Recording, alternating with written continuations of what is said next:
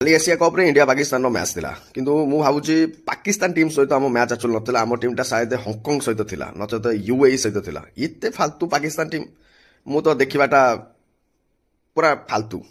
ଇଏ ପାକିସ୍ତାନ ଟିମ୍ ଭଳିଆ ତ ମୋତେ ଲାଗିଲାନି ମୋତେ ଲାଗିଲା ଆମ ଇଣ୍ଡିଆ ତ ଏମାନଙ୍କୁ ଚଢ଼ିକି ପିଟିକି କଚିକି ଏମାନଙ୍କୁ ଶଳାଙ୍କୁ ସବୁ ଧୁଆ କରିଦେବ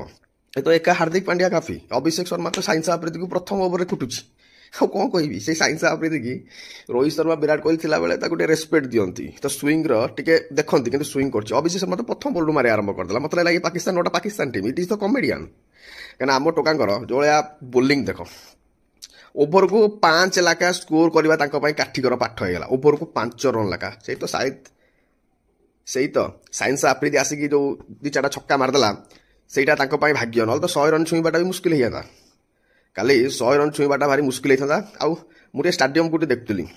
ଶଳା ବିରାଟ କୋହଲି ରୋହିତ ଶର୍ମା ଥିଲାବେଳେ ଷ୍ଟାଡିୟମଟା ଖଚାଖଚ ଭରିଯାଏ ଶଳା ଗୋଟେ ଟିକେଟ୍ ମିଳେନି କାଲି ଦେଖୁଥିଲି କମ୍ ଦାମିକିଆ ଟିକେଟ୍ ଗୁଡ଼ା ବିକି ହେଇଛି କାହିଁକିନା ପାକିସ୍ତାନୀ ମାନେ କିଣିଛନ୍ତି ଆଉ ଯେଉଁଟା କଷ୍ଟଲି ଆମ ଇଣ୍ଡିଆନ୍ ମାନେ କିଣନ୍ତି ଆଉ ସେମାନେ ଯାଇନାହାନ୍ତି ଆଉ କଷ୍ଟଲି ଟିକେଟ୍ ବି ବିକ୍ରି ହେଇନି କାହିଁକିନା ଗ୍ୟାଲେରୀ ପାଖ ଟିକେଟ୍ ଗୁଡ଼ା ବିକ୍ରି ହେଇନି ତ ମୁଁ ଦେଖିକି ଭାରି ଖୁସି ନାହିଁ ଦୁଃଖ ଏଇଟା ଯେ